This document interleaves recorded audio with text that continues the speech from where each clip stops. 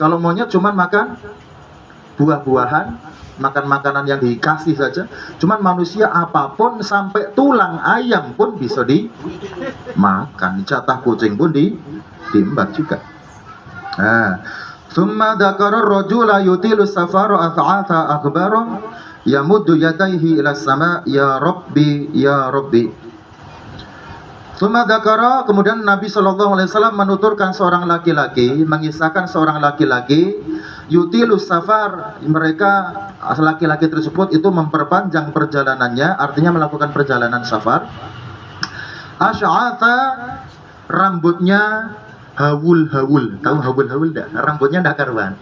Nah, aghbara, mukanya penuh dengan debu. Yang namanya di perjalanan, tengok, misalkan nengok orang yang di jalan tidak tahu tujuan, ataupun mohon maaf ada orang yang jalan terus di pinggir jalan, otomatis rambutnya juga apa hawul-hawul lagi apa? Acak-acak. Mukanya juga semrawut gitu. Yamuddu yadaihi, memanjangkan kedua tangannya, menengadahkan kedua tangannya ila sama, ke langit, ya Rabbi, wahai Tuhanku, wahai Tuhanku. Nabi melanjutkan tuturnya, wa mat'amuhu haramun, makan dan dia haram. Wa mashrabuhu haramun, minuman yang ia minum haram. Wa malbasuhu haramun, pakaian yang ia kenakan haram. Wa ghudhiya bil haram, perutnya dipenuhi dengan hal yang haram. Fa anna yustajabu lidzalik, maka bagaimana dia berdoa diijabah? Makanannya haram, minumannya haram, pakaiannya haram. Berdoa bagus, berdoa adabnya juga bagus, menengadahkan tangan ke langit. Tapi kalau semuanya haram, bagaimana doanya mau diijabah? Nah, gitu. Ruwahu al-Muslim, ruwahu Muslim, diriwayatkan oleh Imam Muslim. Innallaha ta'ala thayyibun. Jadi ma'aniyal mufradat, innallaha thayyibun, makna thayyib dalam zatnya Allah Subhanahu wa taala. Thayyib itu mu'azzam. Allah itu harus diagungkan, Allah itu agung dan kita harus mengagungkan. Yastahiqqus sana'a, menghaki sana itu pujian. Orang atau zat ataupun sesuatu yang paling patut dipuji, dipuja dan dipuji hanyalah Allah Subhanahu wa taala, karena Allah tidak punya kekurangan apapun. Kita muji seseorang, yang dipuji kebaikan dia saat dia melakukan hal yang baik. Selain hal itu ada ndak baiknya? Pasti seperti itu. Mana mungkin semua ada baiknya di dalam tubuh manusia ini? Pasti ada cacatnya. Gitu loh. Jadi Bapak Ibu semuanya, jangan terlalu senang dipuji. Dalam kitab Ihya Ulumuddin disebutkan, Imam Ghazali mengatakan halal hukumnya, perhatikan, tapi saya tidak ngajari. Halal hukumnya kita memukul seseorang yang memuji kita. Sampean muji saya, Ustaz Hasril, Ustaz Minani ganteng nian misalkan. Saya halal gebuk sampean, mukul sampean halal. Buat saya terbang. Ustaz Minani alim nian, masya Allah, tak kampleng, halal saya. Ini kalau tasawufnya. Kenapa? Merusak hati seseorang yang dipuji. Atau artinya begitu. Itu kalau orang yang ininya tinggi, saya tidak ngajari ya. Artinya kenapa sampai boleh melakukan seperti itu? Karena ketika seseorang menerima pujian dan dia terbang dan dia melayang dan dia mengagungkan diri sendiri, dia mengambil, tidak merasa kalau dia tadi al-mu'azzam, menjadikan diri dia itu agung. Padahal yang agung, yang thayyib sejatinya cuman Allah Subhanahu wa ta'ala. Ya boleh muji orang, boleh. Itu kalau secara tasawufnya halal kita balas sesuatu. Cuman kan lucu, kamu nih apa-apaan sih, sudah saya puji bagus-bagus kok malah mukul, karpe piye, aja gelut tuh ya, misalkan. Oh, dipuji kok malah mukul, dicaci ya mukul juga, tapi meneng lain, diam lah. Jadi Innallaha thayyibun, maknanya sini mu'azzam. Thayyib itu baik, bagus. Segala zat yang paling baik hanyalah Allah Subhanahu wa ta'ala, yang sempurna baiknya hanya Allah Subhanahu wa ta'ala. Karena Allah posisinya adalah Khaliq, sedangkan kita semua manusia dan ada apapun yang di dunia itu adalah makhluk. Nah, tentunya jauh, ya. Kalau kita selalu bersandar kepada zat yang maha thayyib, yang baik, insya Allah. Kalau kita sandarannya thayyib, kita akan diberikan yang thayyib, yang baik-baik, dan melakukan amalan yang amaliyah tadi adalah amaliyah yang thayyib, yang baik, dan kemudian diterima oleh Allah zat yang maha baik. Ya kan? Dari baik untuk amal baik diberikan kepada zat yang paling baik, dan nanti ujung-ujungnya kita diberikan ke suatu tempat yang paling baik. Gampang artinya. Baik, intinya berbuat baik gitu aja. Ya, intinya baik gitu aja. La yakbalu illa thayyiban, makna daripada Allah tidak menerima kecuali suatu amalan ataupun sesuatu hal yang baik. Ay la yakbalu, Allah tidak menerima illal amalal khalis, kecuali menerima amal yang khalis, amalan yang murni, amalan yang ikhlas. Itu kalau kita terapkan di suatu amaliyah. Nah, ini yang berat. Allah hanya nerima amalan hambanya yang khalis, yang ikhlas, yang baik. Nah, bagaimana supaya kita ini bisa amalan kita itu bisa diterima oleh Allah dengan baik? Kalau sekali amalan tidak bisa menjadikan amalan tersebut baik, maka lakukanlah amalan tersebut berulang-ulang. Pertama, misalkan melakukan sholat kok ada rasa riya, melakukan amalan sekali kok rasanya kok kayak pamer dan yang lainnya. Kalau itu diulang-ulang, insya Allah ada sholat-sholat yang di situ tidak ada niatan untuk riya. Contoh, ataupun amalan yang lainnya, kita baca Qur'annya baik, kita baca Quran pertama, dibuat baik seindah mungkin biar orang dengar misalkan. Lakukan terus seperti itu supaya nanti menjadi kalau sesuatu hal yang baik dan dia istiqomah. Namun sebelum istiqomah dia ada cikalan, entah itu riya, sum'ah dan yang lain-lain. Kalau diamalkan terus, insya Allah sampai. Jadi istiqomah tadi yang perlu. La yaqbalu illal amal al khalis liwajhil karim, kecuali amalan yang khalis, yang murni karena Allah, di hadapan Allah Subhanahu wa ta'ala. Ini perlu belajar, ya. Amalan ikhlas, amalan tingkatan paling tinggi derajatnya di sisi Allah Subhanahu wa ta'ala. Bapak Ibu tahu surat Al-Ikhlas? Tahu Mas, Pak? Tahu surat Al-Ikhlas? Ibu-ibu tahu surat Al-Ikhlas? Bapak tahu surat Al-Ikhlas? Buyut tahu Al-Ikhlas? Qul huwa Qul hu itu Al-Ikhlas. Bacanya bagaimana? Bismillahirrahmanirrahim. Qul huwallahu ahad, Allahus somad, lam walam yakul lahu kufuwan ahad. Bentar. Surat An-Nas, Qul a'udzu birabbin nas, malikin nas, ilahin nas, min syarril waswasil khannas, alladzi yuwaswisu fi sudurin nas, minal jinnati wan nas. Surat An-Nas ada lafal nasnya. Al-Falaq ada lafal falaknya. Al-Ikhlas ada enggak? Enggak ada. Dikatakan surat Al-Ikhlas padahal enggak ada kata-kata ikhlas. Di Ihya disebutkan al-ikhlasu adamul ikhlas. Orang ikhlas itu tidak ada ucapan ikhlas.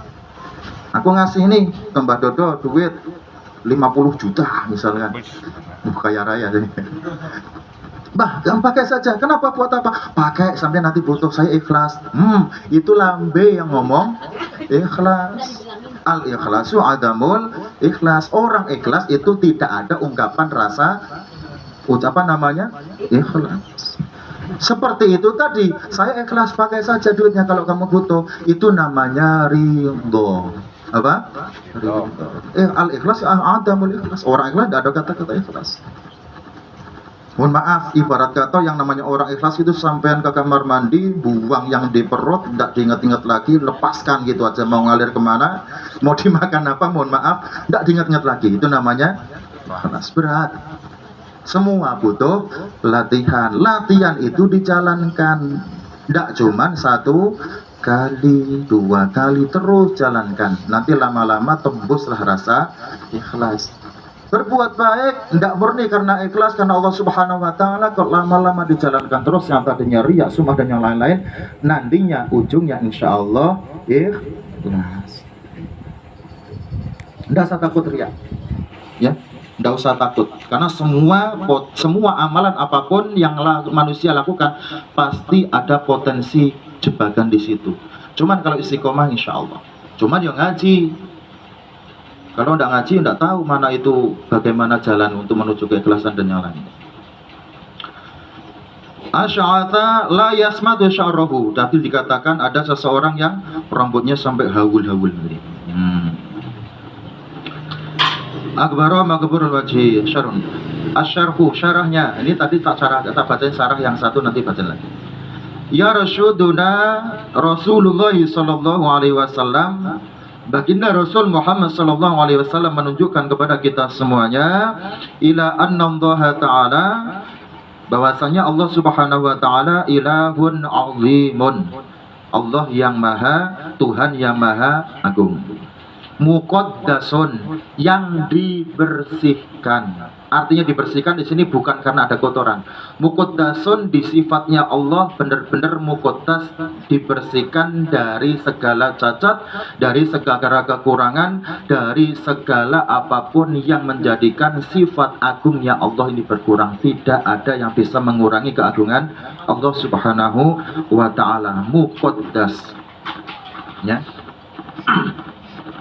Munazzahun anin naqaisi, dibersihkan dari segala sifat nakis. Nakis itu kurang. Sesempurna-sempurnanya makhluk yang Allah ciptakan pasti ada kurangnya. Percaya pun enggak? Apa semuanya sempurna ciptaan Allah? Mungguhnya Allah menurut Allah sempurna. Cuman kesempurnaan yang Allah ciptakan tidak ada yang abadi. Ya. Kita menciptakan motor mobil bagus, jalan dengan bagus, motornya bagus, mobilnya dijual juga, motornya juga mahal, bernilai tinggi. Lama kelamaan termakan masa, termakan usia, pasti ada rusaknya. Idza tamal amru bada naqsuhu. Ketika sesuatu sudah dikatakan sempurna. Nah, contoh Ci Devi sudah buat rumah, sudah jadi Ci, sudah sempurna alhamdulillah, sudah beres semuanya sampai pagar rumah, sudah semuanya. Nanti kalau sudah tukangnya pulang ke rumah, ditengok ujung kanan, ujung kiri, atas bawah dan yang lainnya, merasa atau nanti dipakai beberapa bulan setelahnya, bada naksuhu, baru nampak kekurangannya. Oh, ini kayak kemarin kurang ini. Apapun itu pasti nanti nampak kurangnya. Idza tammal amru bada naksuhu. Ketika sesuatu sudah sempurna maka akan nampak kurangnya. Begitu juga dulu ketika turun ayat sebelum Nabi wafat. Apa ayatnya? Lali. Itu Abu Bakar duluan yang nangis, maka mengucapkan ucapan ini, data mal amru bada naksu. Al yauma akmaltu lakum dinakum wa atmamtu alaikum ni'mati wa raditu lakumul Islam madina. Ini ayat sebelum Nabi wafat. Al yauma, pada hari, akmaltu lakum dinakum, pada hari di mana aku sempurnakan agama kalian semua. wa akmaltu alaikum ni'mati, dan aku sempurnakan atas kalian semua nikmatku. Sempurna nikmatnya Allah artinya diutusnya baginda Nabi sallallahu alaihi wasallam. Wa raditu lakumul Islam madina, dan aku meridhai Islam sebagai agama kalian semua. Yang lain sahabat gembira ria, girang luar biasa, bahagia luar biasa. Tidak dengan salah sahabat satu ini. Abu Bakar malah nangis. Karena yang paling dekat dengan Nabi Abu Bakar, yang paling kuat imannya di antara seluruh sahabat adalah Abu Bakar As-Siddiq. Yang lain senang, dia enggak. Kenapa? Tajam, benar-benar tajam dalam menghayati makna ayat tersebut. Sempurna. Wa atmamtu alaikum nikmati, nikmatku sempurna. Raditu wa raditu lakumul Islam madina, agama juga sudah diridhoi dengan sempurna juga. Nangis. Mengatakan kepada para sahabat banyak bertanya kepada Abu Bakar, kenapa wahai Abu Bakar, kenapa engkau menangis? Apakah kalian tidak menyadari ayat tersebut menandakan bahwasanya baginda Nabi Shallallahu Alaihi Wasallam sudah selesai menjalankan risalah. Kalau sudah selesai akan kembali kepada kekasihnya Allah Subhanahu wa Ta'ala. Nangis, baru semuanya nangis. Gitu.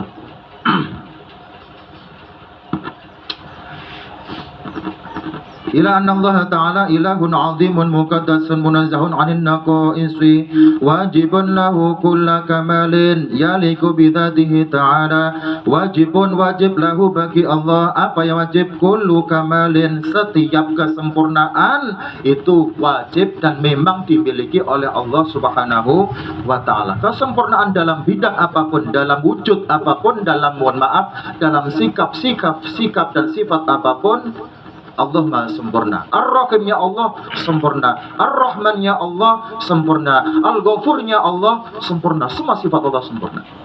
Gitu. Karena Allah tadi Khaliq. Yaliku bidzatihi ta'ala, yang patut untuk zatnya Allah Subhanahu wa Ta'ala. Ini walaupun hadis Arba'in Nawawi, kalau kita kaji dengan dalam, tinggi juga. La yakbalu min a'mali ibadihi, Allah tidak menerima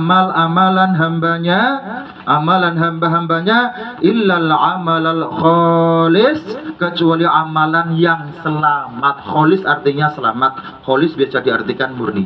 Amalan yang selamat liwajhil karim, menuju zat yang maha mulia, yakni Allah Subhanahu wa Ta'ala. Jadi kita beramal, kita beribadah, kita sholat, kita puasa, belum tentu yang kita lakukan selamat.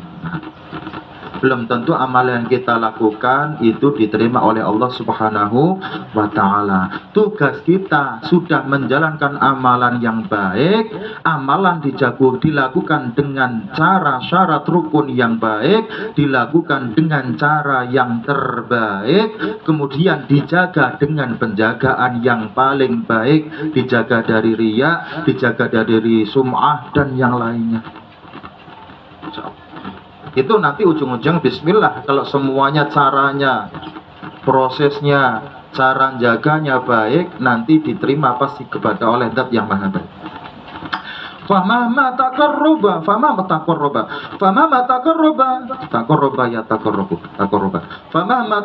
ilaihi al-'abdu bit-ta'at lakin makulu haramun.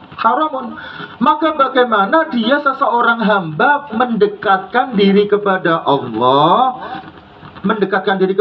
kita dengan melakukan ketaatan, apa yang Allah perintahkan kita jalankan, lakin makuluhu haram. Sholatnya sholat terus, ya.